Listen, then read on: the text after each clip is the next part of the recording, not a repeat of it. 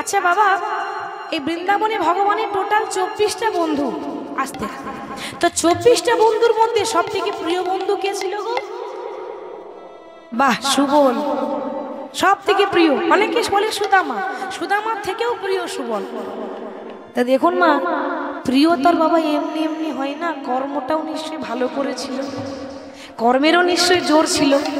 কর্ম যেমন করবে ফল তো তেমন পাবে নাকি? যেমন কর্ম তেমন ফল। ভালো কর্ম করলে ফলটাও কিন্তু ভালো পাওয়া যায়। হরি বল। বাবা বলছে জন্ম হোক যেথা সেথা, কর্ম ভালো চাই। তাহলে আপনাদের মনে প্রশ্ন জাগে না বাবা, যে ওই সুবল কি এমন কর্ম করেছিল যে ভগবানের প্রিয় সখা হয়েছে? কি গো, প্রশ্ন জাগে না? মনে প্রশ্ন আসে তো। আর এগুলোই কীর্তনের আসল জানার বিষয়। এটা জানতে গেলে আমাদের জানতে হবে সুবল আগের জন্মে কে ছিল, ঠিক তো বাবা? তবে আমরা বুঝতে পারবো, ব্যাপারটা ক্লিয়ার হবে। তাই সুবল আগের জন্মে কে ছিল একটু ছোট করে বলবো, একটু ছোট করে বলি, বেশি সময় নেব। এটা জানতে গেলে একটুখানি রামায়ণের পাতা খুলতে হবে। তার কারণ রামায়ণে যখন রাম রাবণের যুদ্ধ হয়, এখানে একটা কথা আছে, কথাতেই কথা বলে। বলবো না ভাবলে কি হবে, কথা বেরিয়ে যাচ্ছে। বলবো না মনে করছি, কিন্তু কথা বলছি তো, বলতে বলতে কথা আসছে। রাম রাবণের যে যুদ্ধ হয়েছিল, কেন না মা সীতাকে রাবণ হরণ করে নিয়ে গেল। এবার দেখুন হরণটা হলো কেন না, মা সীতা ওই সোনার হরিণ দেখেছিল, ঠিক তো? এবার বাবা আপনারা জ্ঞানী গুণী মানুষ, আপনারা সবই জানেন, নতুন করে বলার কিছু নেই। আপনারা বলুন তো, রাম কি জানতো না যে ওটা সোনার হরিণ নয়? ওটা কি সোনার হরিণ? রাম জানতো যে ওটা সোনার হরিণ নয়, ওটাকে না রাক্ষস মারিচ রাবণ পাঠিয়েছে। ও মায়েরা, সোনার হরিণ হয় কখনো? জীবনে দেখেছেন সোনার হরিণ? এবার মেয়েদের তো একটু সোনাতে লোভ বেশি আছে, তাই না? এবার মা সীতা ওই আশ্রমে রয়েছে, চোখের সামনে একটা সোনার হরিণ চকচক চকচক করছে, ঘুরছে। মা সীতা বলছে, স্বামী ও স্বামী, যাও না গো, আমাকে একটু সোনার হরিণটা ধরে এনে দাও। বাইনা ধরেছে, এনে দিতেই হবে। রাম মনে মনে ভাবছে, সীতা আমি তো জানি আমি না গেলে তোমার হরণ হবে না, রাবণ হরণ করবে না। রামচন্দ্র যদি সোনার হরিণ ধরতে না যায়, রাবণ সীতাকে হরণ করবে না।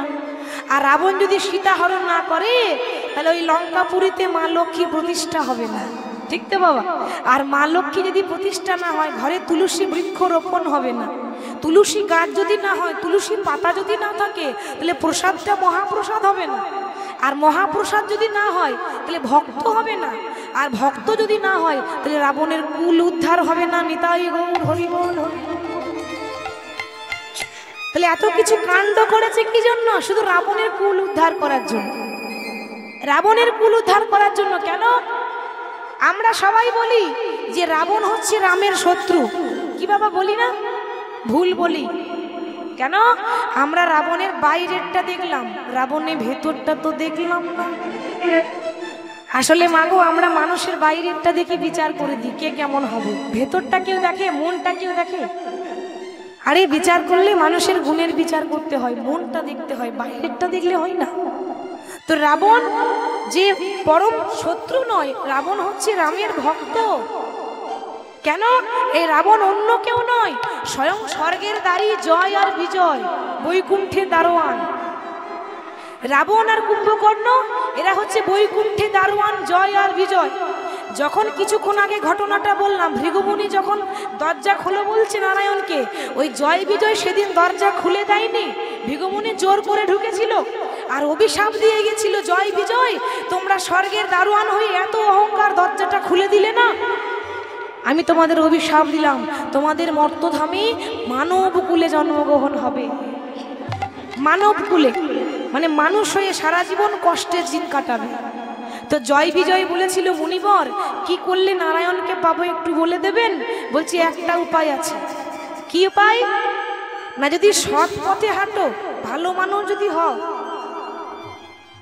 তো সারা জীবন পেরিয়ে যাবে, কখনো হরিকে পাবে না। মোটামুটি 7 জন্ম পাবে না। 7 জন্ম তুমি নারায়ণের কৃপা পাবে না যদি সৎ রাস্তায় হাঁটো। আর যদি অসৎ পথে হাঁটো, তাহলে 1 জন্মেই তোমার কৃপা হয়ে যাবে। এবার তুমি ভেবে নাও যে তুমি ভালো মানুষ হবে না খারাপ মানুষ হবে। যদি ভক্ত হও তাহলে 7 জন্ম কাঁদতে হবে তবেই পাবে। আর যদি পাপী হও তাহলে 1 জন্মেই পাবে। তাহলে তুমি এবার ভেবে নাও তুমি কি করবে।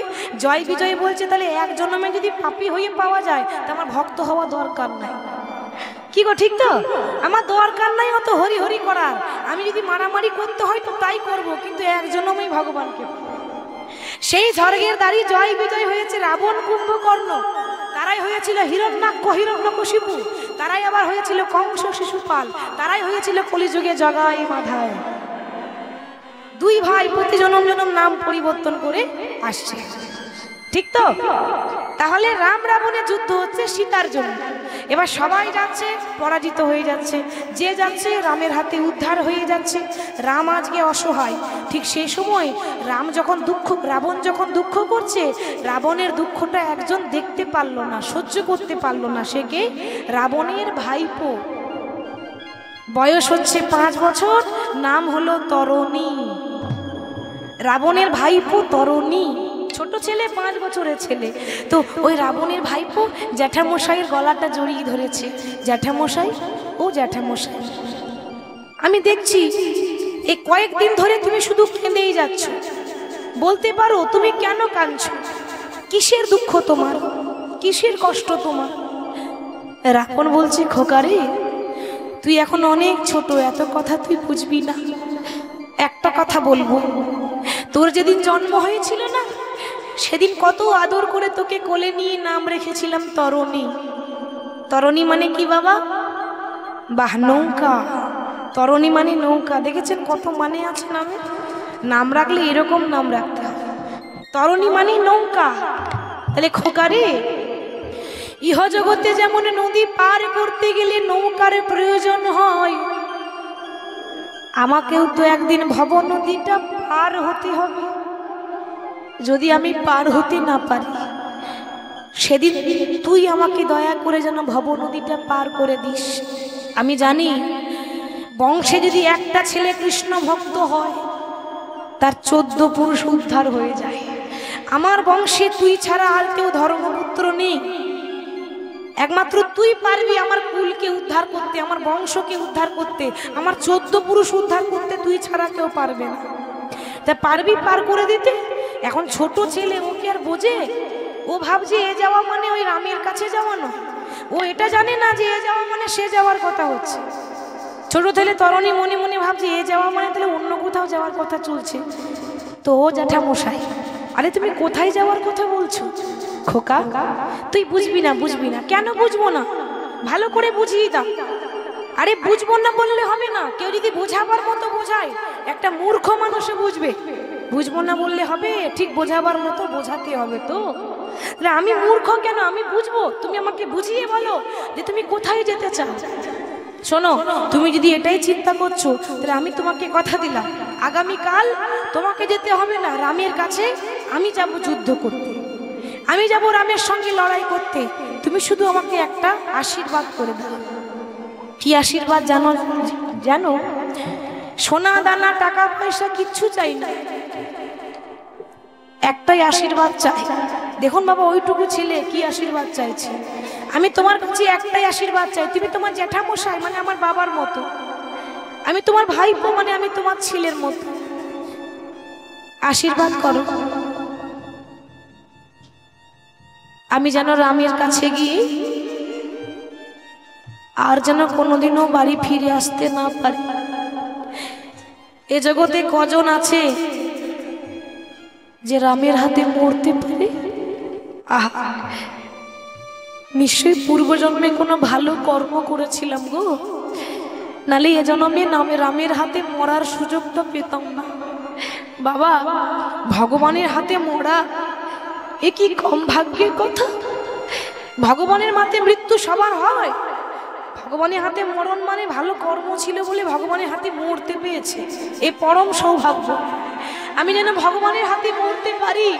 আশীর্বাদ করো আমি যেন কোনোদিন ঘরে ফিরে আসতে না পারি। বিভীষণ ছেলে তরণী এত ধার্মিক ছেলে, বাবা যেমন ধার্মিক, ছেলেও তেমন ধার্মিক। বিভীষণ কার পক্ষে আছে বাবা? রামের পক্ষে। আর ছেলে আছে রাবণের পক্ষে। তো এবার যাওয়ার আগে ভাবছি চলে যাব, একবার মাকে প্রণাম করে যাই। মাকে প্রণাম করে যেতে হবে তো, আর তো মায়ের মুখ দেখতে পাবো না, তাই যাওয়ার আগে মাকে প্রণাম করছি।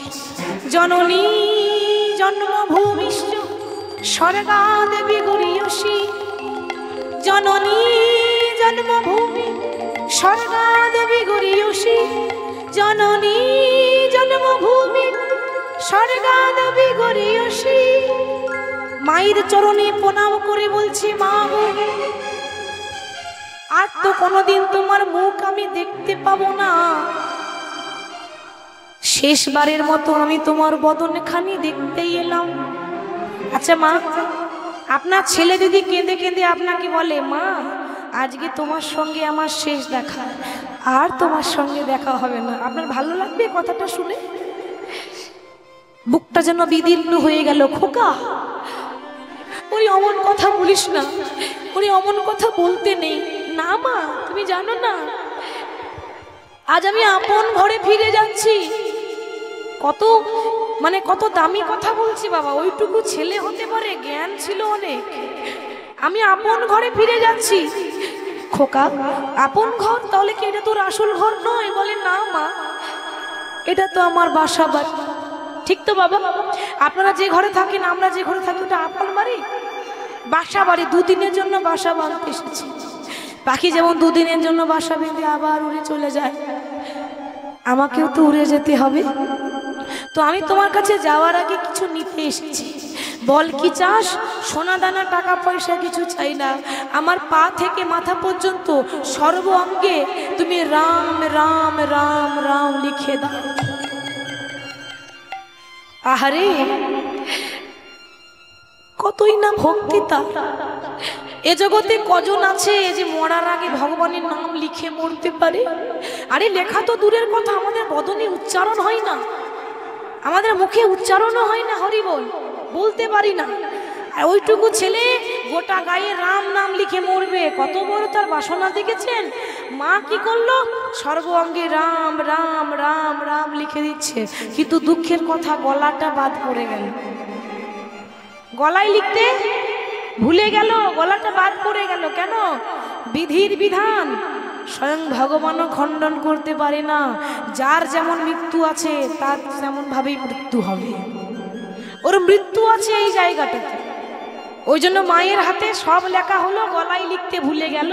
মাকে প্রণাম করে চলে গেল প্রভু রামচন্দ্রের কাছে।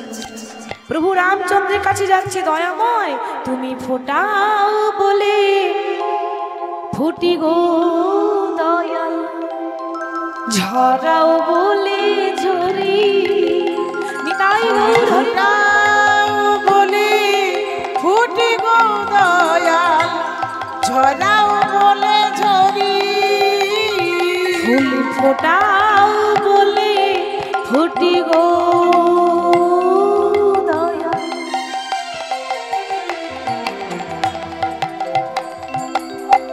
ফুল ঝরাও বলে ঝরি।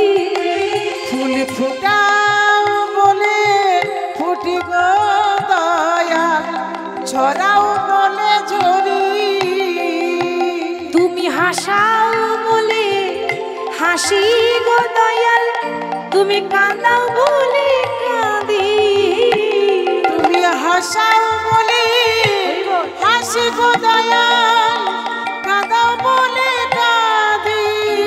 তুমি হাসাও বলে হাসি গো দয়াল, কাঁদাও বলে কাঁদি।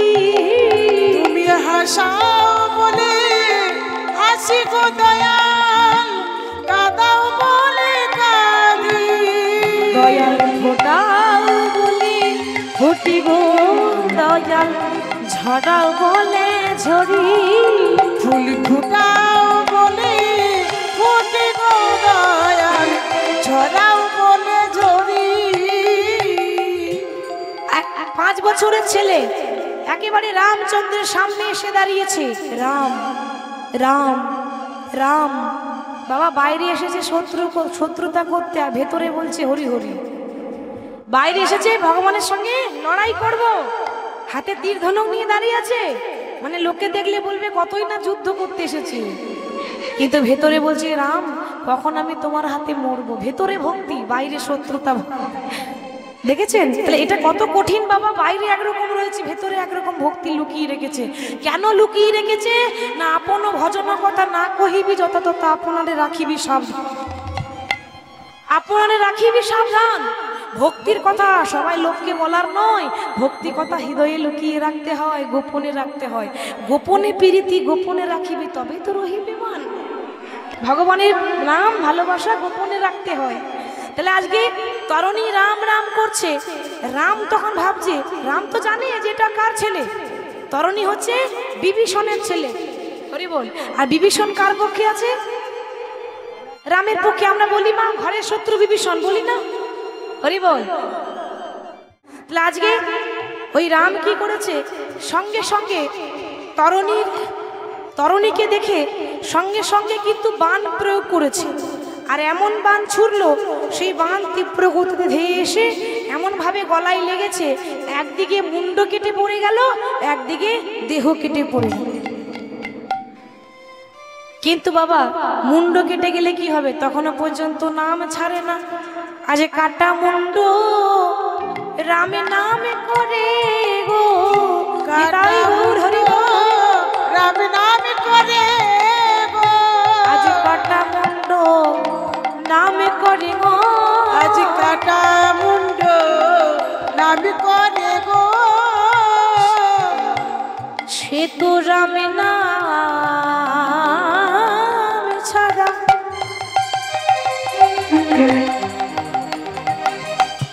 কিছু জানে না। দেখো দেখো আজ কাটা মুন্ড রামে নাম করে গো, সে তো রাম নাম ছাড়া আর কিছু জানে না। কাটা মুন্ড নাম করে গো।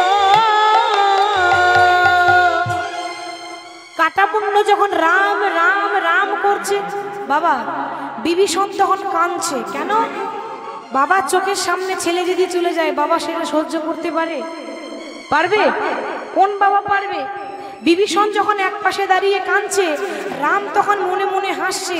আর হাসতে হাসতে বলছে, কি গো তুমি কাঁদছো কেন? কি ব্যাপার? আঘাত করেছি তরুণীকে, যন্ত্রণাটা তোমার বুকে লাগছে কেন? আঘাত করেছি তরুণীকে, আমার মনে হচ্ছে ব্যথাটা তোমার বুকে এসে লেগেছে, বলতে পারো কেন লেগেছে? বিভীষণ বলল, দয়াময় তোমাকে তো নতুন করে বলার কিছু নেই, তুমি তো সবই জানো দয়াল।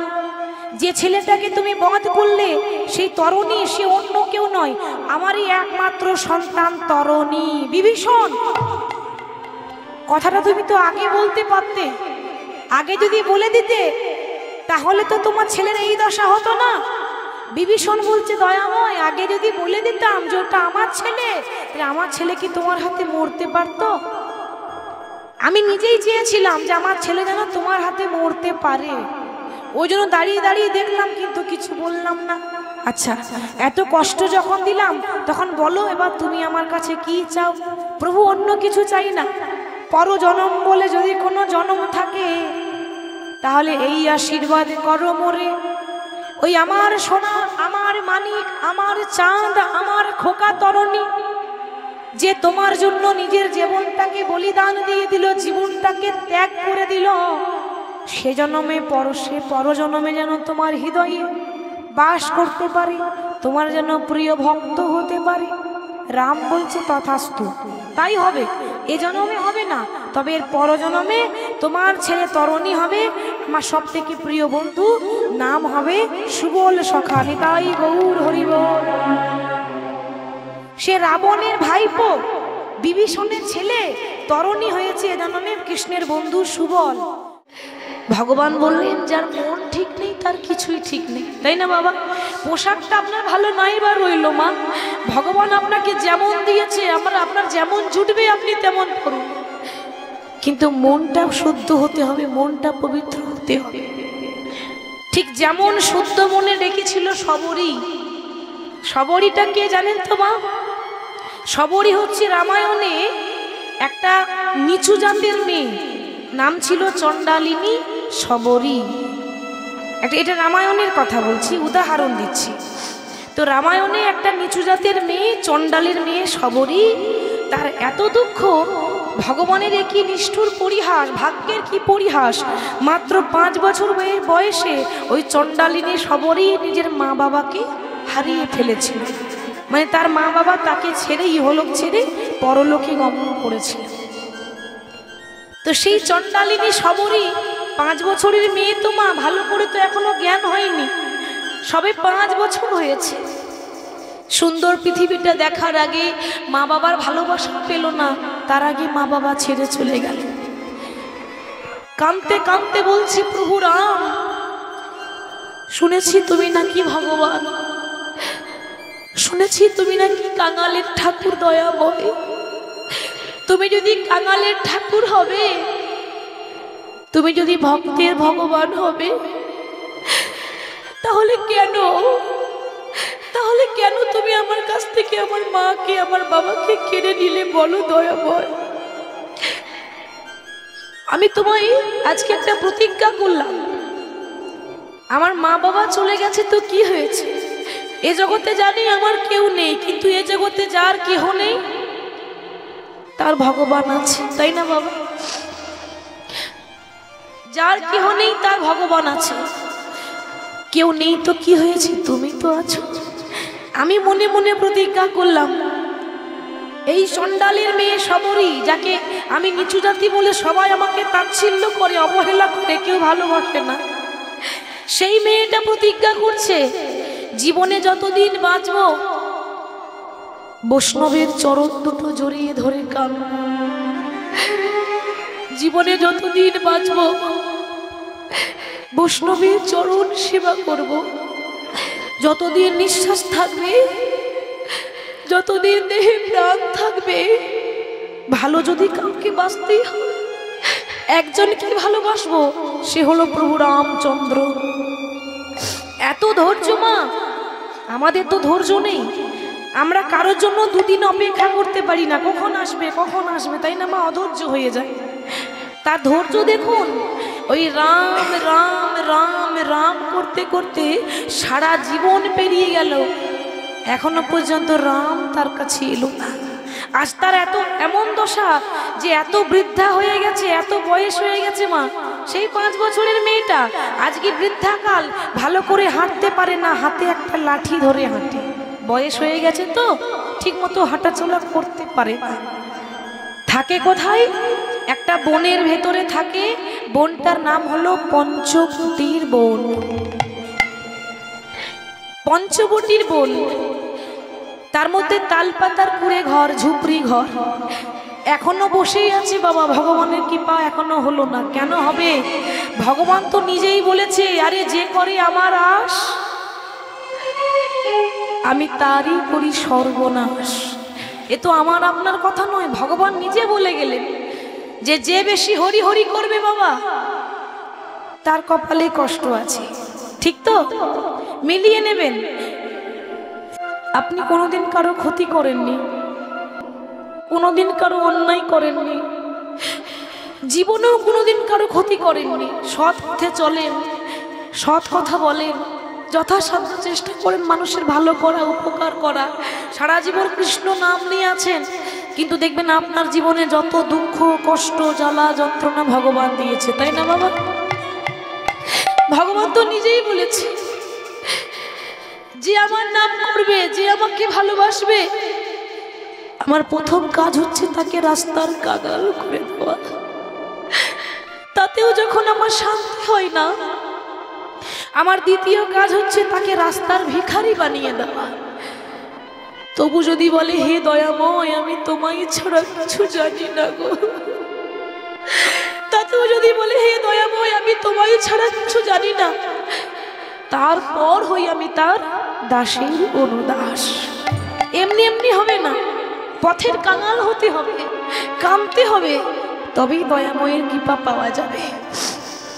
ওই চণ্ডালের মেয়ে ছোট্ট তালপাতার কুড়ে ঘরে বসে বসে কাঁদছে, দয়াময় শুনেছি ডাকার মতো ডাকলে নাকি ভগবান পাওয়া যায়। তাহলে কি আমার ডাকটা ডাকার মতো হয়নি? তাহলে কি আমি তোমায় ডাকার মতো ডাকতে পারলাম না? তাহলে কি আমি ভালোবাসার মতো বাঁচতে পারলাম না? তুমি তো দয়াল হরে, এ জগতে যে তোমাকে ডাকে তাকেই তুমি কৃপা করো। তাহলে কি আমার প্রতি তোমার কৃপা কোনোদিনও হবে না? সারা জীবন তো কেটে গেল দয়াময়, শেষবারের মতো কি তোমার দেখা কখনো পাবো না দয়াময়? জানি না যেদিন আমার সেদিন আসবে, যেদিন আমার সেই দিন আসবে, মানে শেষ দিন, সেদিন যদি আমি ভব নদীটা পার হতে না পারি, তুমি দয়া করে যেন আমার হাতটা ধরে পার করে দিও দয়াময়। বসে বসে প্রভুর অপেক্ষা করেই গেল। আমার জীবনে নদীর নাইয়া রে,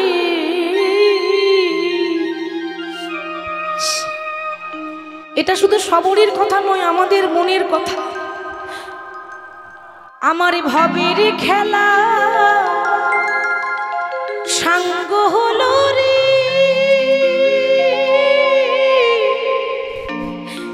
সেদিন দিও পার করি রে আমার জীবনে নদীর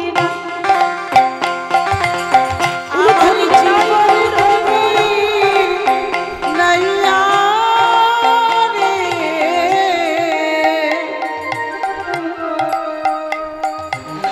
আমার ভবের খেলা সাঙ্গ হলো রে,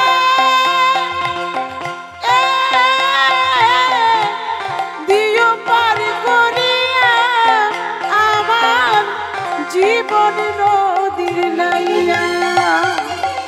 একদিন তো সবাই চলে যাব মা, ঠিক তো?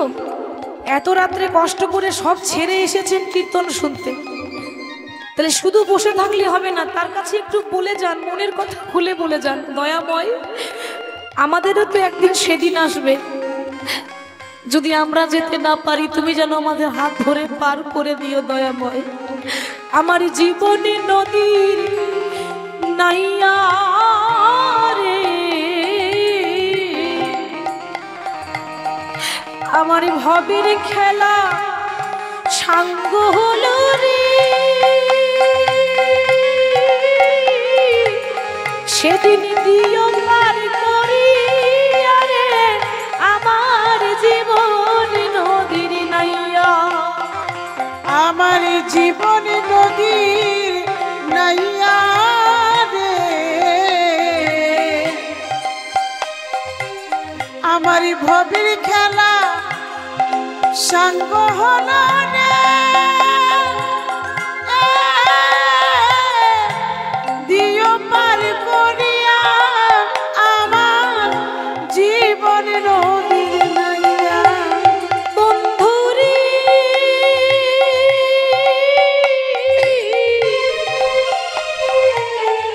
আমি কামনা বাসনার হাতে এতদিন বেঁধেছিলাম বাসা, আমি কামনা বাসনার হাটে বেঁধেছিলাম বাসা, আমি কামনা বাসনার হাতে বেঁধেছিলাম বাসা, আমি কামনা বাসনার হাটে বেঁধেছিলাম বাসা। সেই বাসায় আমার ভেঙে গেল রে,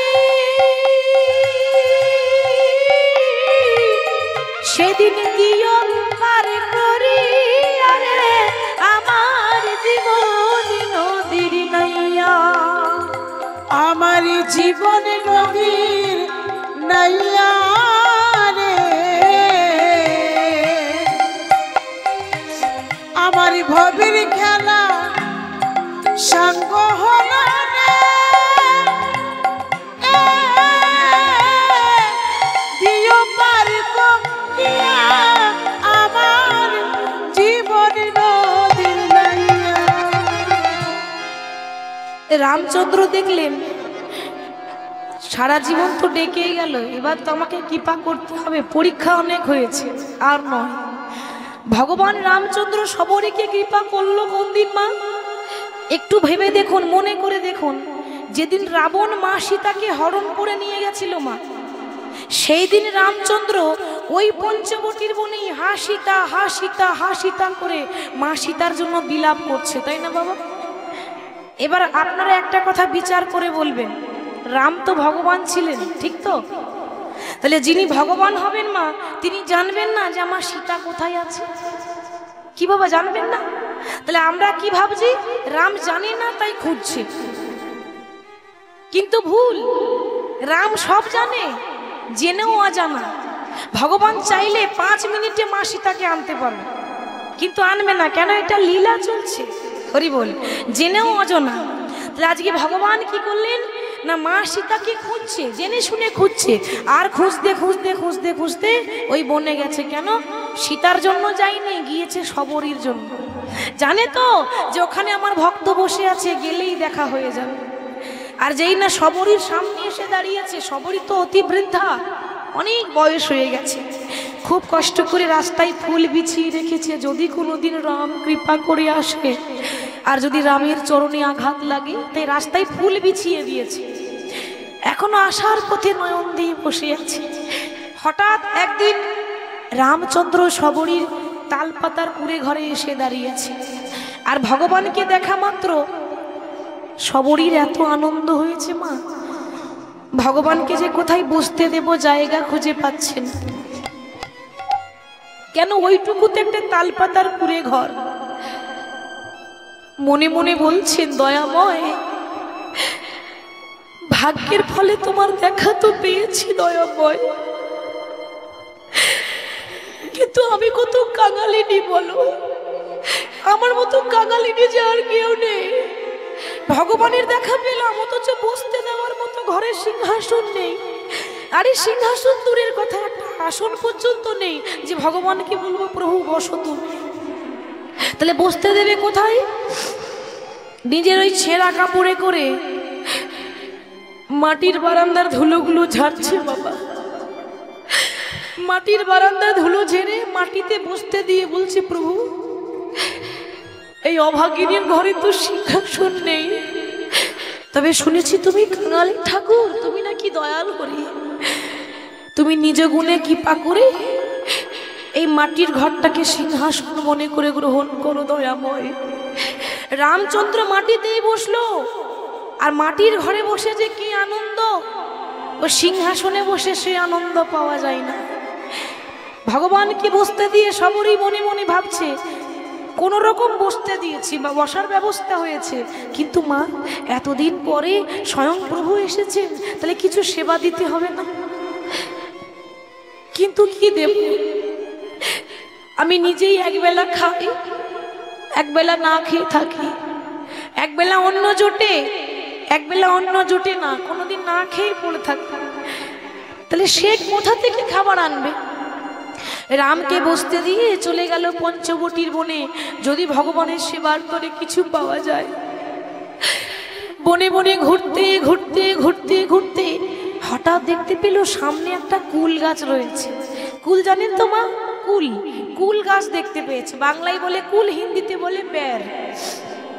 তো সেই কুল গাছ থেকে কোনো রকম কষ্ট করে এ শাড়ির আঁচলে কুল পেরে এনেছে। এবার কুল পেরে এনে বলছে, প্রভু আমার কাছে তোমাকে দেওয়ার মতো তো রাজভোগ নেই, তোমাকে দেওয়ার মতো 56 ভোগ 36 ব্যঞ্জন নেই, তবে শুনেছি ভক্ত যদি তোমাকে জল তুলসী পত্র দেয় তাতেই নাকি তুমি গ্রহণ করো।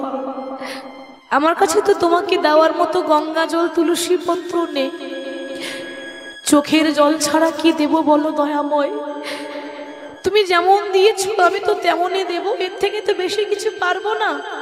এবার আঁচলে করে কুল এনে, কুলটা যেই না রামচন্দ্রের বদনে তুলে দিতে যাবে, মানে খাইয়ে দিতে যাবে, হঠাৎ মনে মনে চিন্তা করছে, তাই তো আমি যে কুলটা প্রভুকে দেব, তা ভগবানকে দেওয়ার আগে নিজে খেয়ে দেখতে হবে না কুলটা টক আছে না মিষ্টি আছে।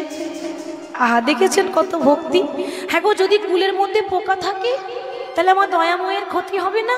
আরে মরলে আমি মরবো, তবু আমার রামচন্দ্র যেন ভালো থাকে, সুখে থাকে। সেই কুলটা নিজে খেয়ে দেখছে যেটা মিষ্টি, সেই মিষ্টি কুল রামচন্দ্রের বদনে তুলে দিচ্ছে। আর ভগবান এমন ভাবে সেবা করছেন, মনে মনে ভাবছি আহা এ জগতে ভক্তরা সেবা তো আমাকে অনেক দেয়, রাজভোগ দেয়, কেউ 56 ভোগ দেয়, এত বড় থালাই ফল কেটে দিতে হয় দেয়, কিন্তু ওর মতো কেঁদে কেঁদে চোখের জলে ভেসে আমায় কেউ সেবা দেয় না গো। এমন করে কেঁদে কেঁদে ভক্তের সেবা ভগবান গ্রহণ করছেন। আর ভগবান এখানে প্রমাণ করে দিলেন যে মুচি হয়ে সূচি হয় যদি কৃষ্ণ ভজে, সূচি হয়ে মুচি হয় যদি কৃষ্ণ ত্যাজে। আরো বললেন, আরে ভক্তিতে ডাকিলে আমি চণ্ডালেরও হই, কিন্তু অভক্তিতে ডাকিলে কোনো ব্রাহ্মণেরও নই। নিতাই গৌর প্রেমানন্দে হরি বল। ভগবান কার যদি প্রশ্ন করেন যে হ্যাঁ মা ভগবান কার, তাহলে ভক্তি যার ভগবান তার, ভক্তি যার নেই ভগবানও তার কাছে থাকে না।